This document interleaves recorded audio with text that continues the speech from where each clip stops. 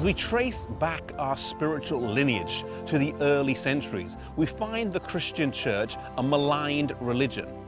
It was not popular. Many of the Christians in the early centuries paid the ultimate price for their faith with their lives. The Colosseum in Rome stands today as a testament of this fact.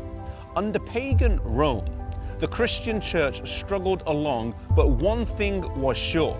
The intensity of the persecution kept the church free from nominal and lukewarm Christians. If you were a Christian, you had to be all in. There was no middle ground. But in the 4th century, an event would come along that would change all of that dramatically. The conversion of Konštantín changed the course of history for the whole of Christendom, and the roots of that come down here to York, England. In 306 AD, Konštantín was declared emperor here. His father, Konštantinus, was in Britain from 305 to 306 AD, and Konštantín was with him until his death. He was then declared emperor, but it was not to be a smooth sailing.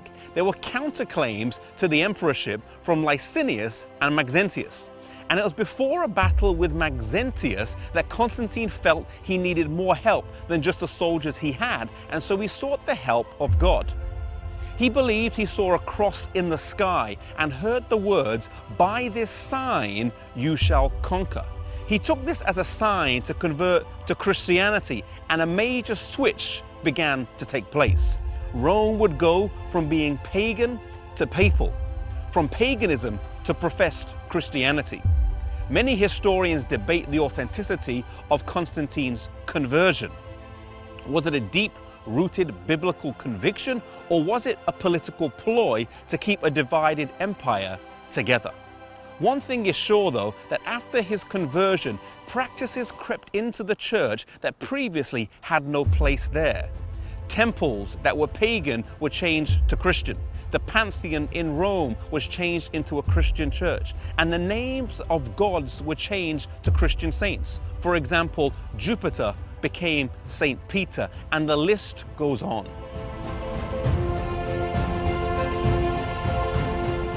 While some were happy for these changes and welcomed the lack of persecution and their newfound status, there were many Christians all over Europe who resisted these changes. For them, the persecution continued as they stayed out of line with the Mother Church.